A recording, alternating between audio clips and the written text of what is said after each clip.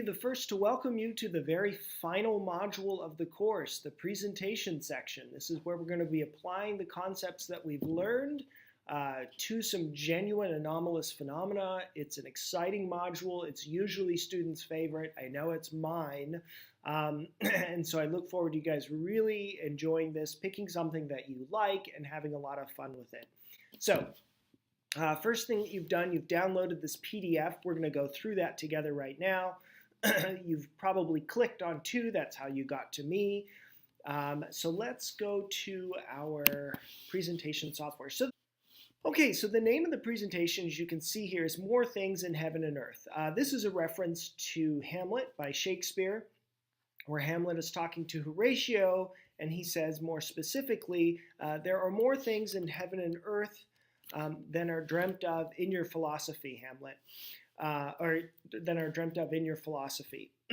And so the idea here is that even the most educated person doesn't know all that much about the world, and we can always be in a position where what we think we know for sure turns out to be totally wrong.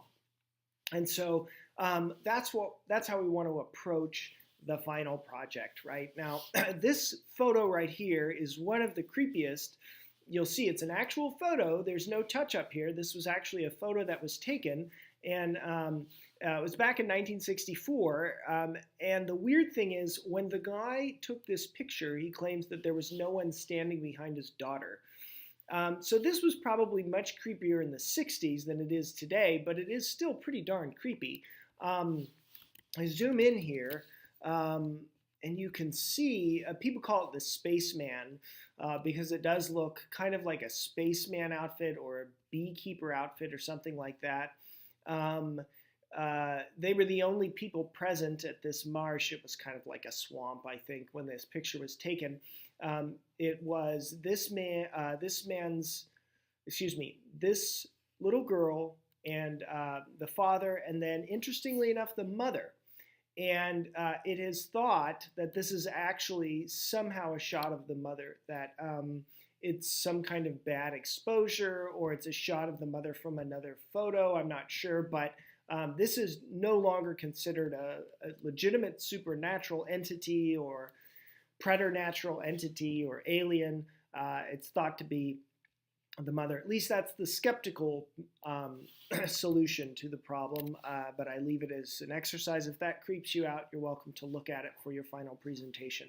Okay, couple things. Presentation is due December the 10th at midnight, so make sure you get it to me by that time. I will not be able to accept any more after that. Okay, so let's zoom out here a tick. Okay. What are you going to do? You're going to become a modern truth detective, and you're going to analyze an extraordinary claim with a kind of a skeptical slant in our modern society. So the idea is for you to determine whether or not there's any truth to the claim, or at the very least, hey, are there good grounds for believing this claim? You might want to think of it as something that gets you invited to Skeptic Magazine or something like that, gets you on a podcast or something along those lines. I want you to find something that is creative and fun and interesting for you. Encounter the claim in person if possible. Now, you don't have to do that, but some people really want to. They get so into this presentation.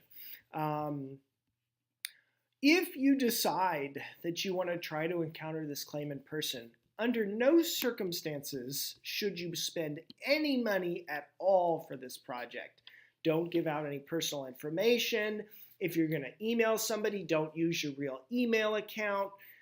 Don't do any undercover work.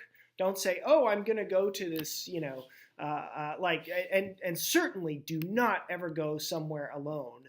So don't go to, Rancho Los Amigos or something in the middle of the night and break in to see if there are any ghosts there and say, well, my professor said to go. No, don't trespass. No, nothing like that, right? You can do all of this at your computer. That's fine.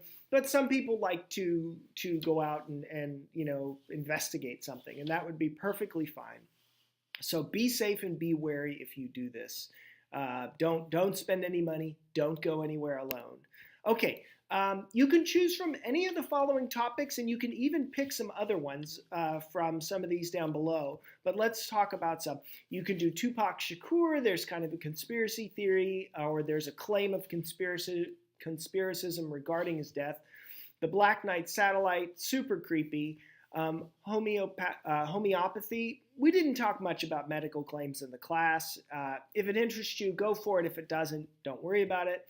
Same with magnet therapy, UFO abductions, Spring-Heeled Jack, one of the strangest stories you'll ever hear, the Mad Gasser of Mattoon, which later became the basis for a No Country for Old Men, a character in No Country for Old Men, if you can believe it. Then you could also do UFO sightings. Any of those would be great. Lonnie Zamoria is a famous one. RB47 is super famous. Phoenix Lights, super famous. You could do anything on crystals. The Skull of Doom might be good if you're interested in crystals and stuff. Reptoids or reptilians. It's a claim of conspiracism involving a sort of Illuminati meets reptile aliens. The progenitor of this theory is David Icke, a former British football player, famous guy. Communicating with the dead, near-death experiences, ghosts, and then conspiracy theories continue here. Man on the Moon, Illuminati, black helicopters, JFK, 9/11, Enclosed World. If you want one of the more bizarre conspiracy theories out there, I think Enclosed World gets pretty close just on the strangeness factor. I think it can be defeated on the merits, but it is a compelling and interesting claim. You can do anything you want in cryptozoology. That's, Chupacabra or the Mongolian death worm, Loch Ness Monster, the Orang Pendek. And if none of those sound very interesting, or you don't know what they are, you're Googling, you're trying to find something, I would highly encourage you to take a look at a couple of these podcasts. I'm sorry that P should be capitalized if all the others are, but there's a podcast called Lore. By Aaron Menken, and I just started this in Halloween. I had a friend recommend this podcast to me. If you like podcasts and you kind of like scary stories, then this would be the podcast for you. If you like scary stories, genuinely scary stories, and you kind of like the supernatural, and you're listening to podcasts, fairly certain this will be the greatest podcast you've ever listened to in your life. The guy spends a lot of time. He tells some really fun and compelling stories. Okay, Monster Talk Podcast is a good podcast. It's a skeptical podcast for sure, and they're a little bit chatty on that podcast. They're good, but they don't, Lore, you kind of get in, they tell you this, he tells you the story and you get out. Monster Talk is kind of like, hey, let's chat, about something. Let's talk about peanut butter and jelly sandwiches, even though this show is about, Roswell or something like that. However, it's still a good podcast, and they have some pretty good guests on there. So the next option here is The Unexplained by Howard Hughes. It's an excellent podcast. It's very, very interesting.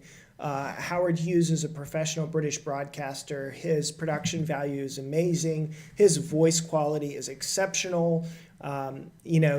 It's a good podcast if you're interested in this kind of stuff. I've probably listened to all of them. They're really, really good.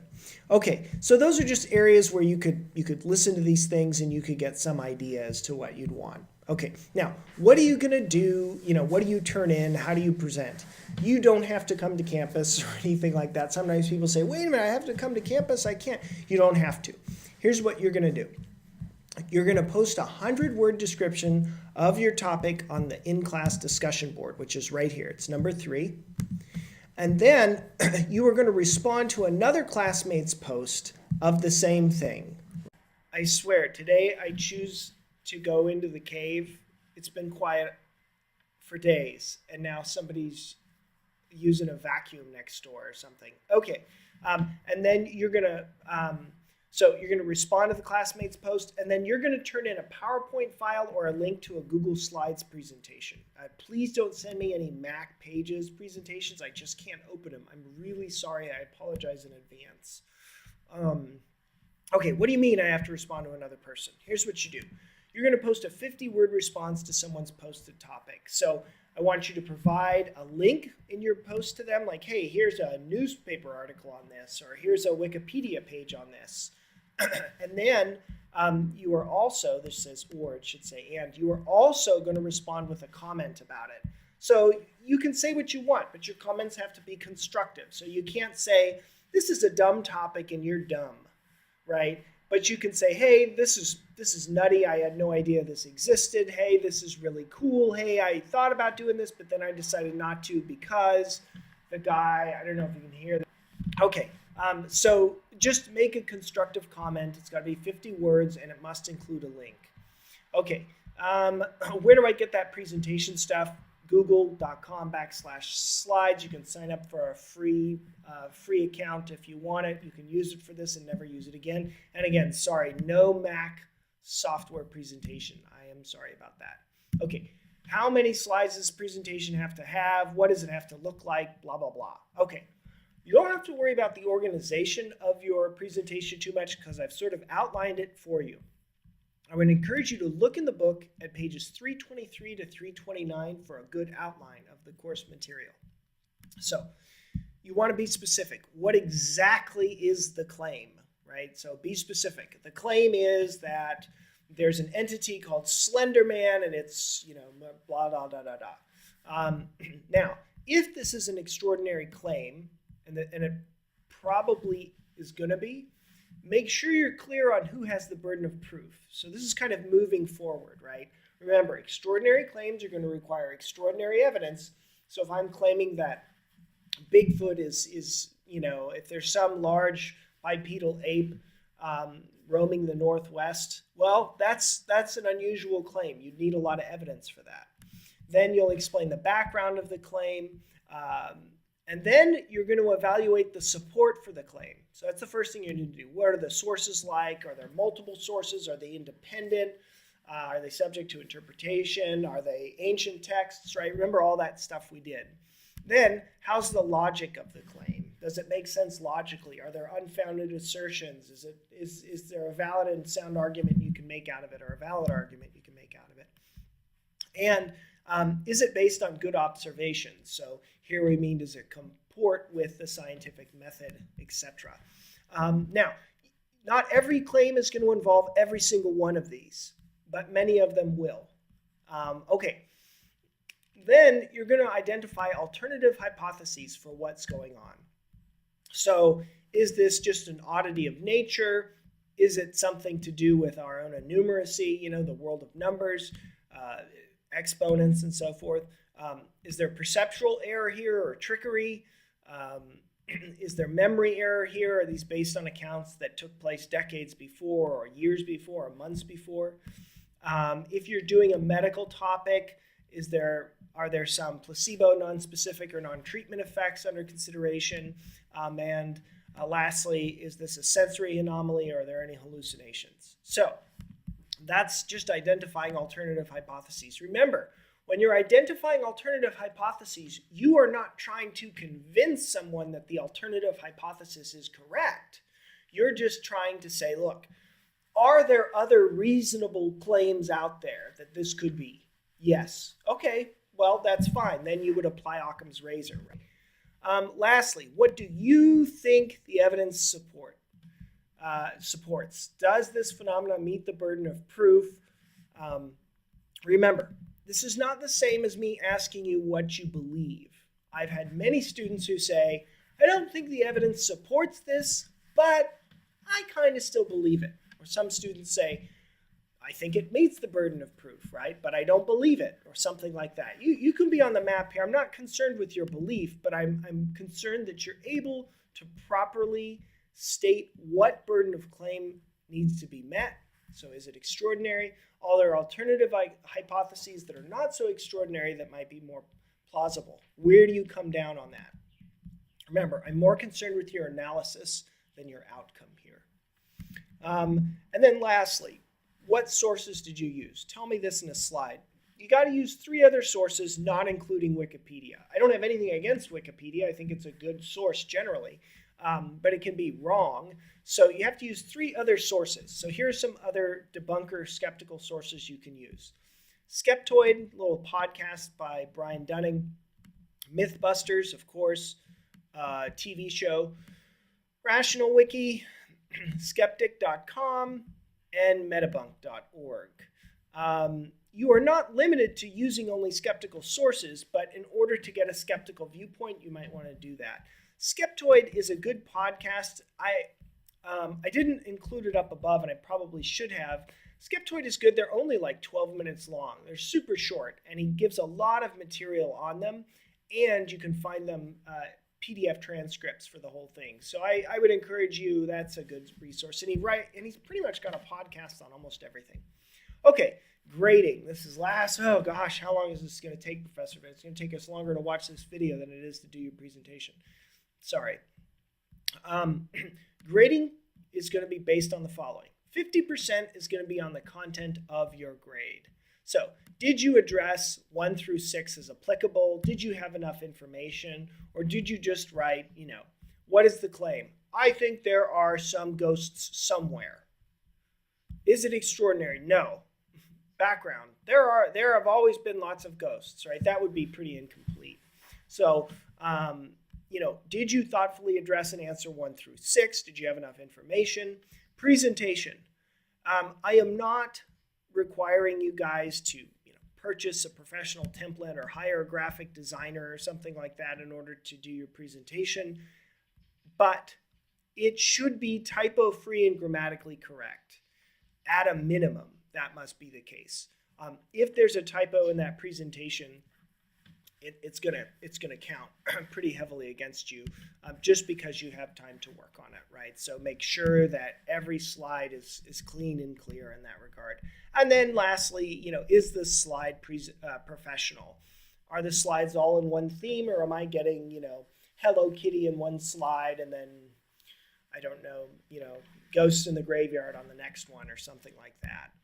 So it just has to look nice. Any of the preset templates would be fine. And then 10% your post and response. So did you post your topic on the class discussion board, and did you respond to another classmate's post? Okay, you guys, that should do it. I'm really, really looking forward to seeing your presentations. I hope you guys have enjoyed the course. It's really been great, really good course, and I will see you guys soon. I hope you don't get this cold through the computer. It's pretty awful. All right, have fun. Email me if you have any questions.